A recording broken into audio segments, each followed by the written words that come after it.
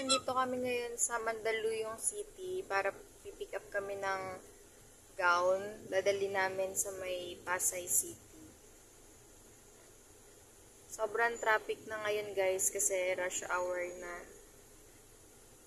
Magpa 5 o'clock na kaya marami ng sasakyan, uwian na ng mga tao. Kaya sobrang traffic na ngayon.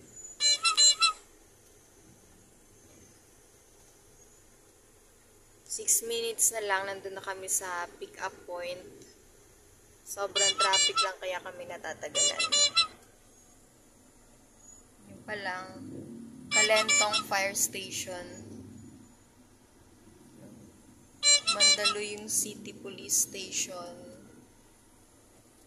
Sobrang traffic ngayon dito guys.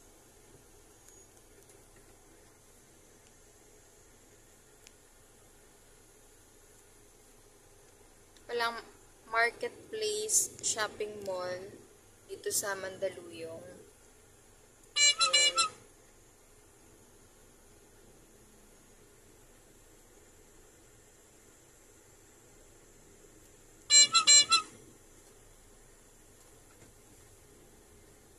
Ayan. So guys, 5 minutes na lang, nandun na kami. Siguradong traffic din ito papunta sa may Pasay.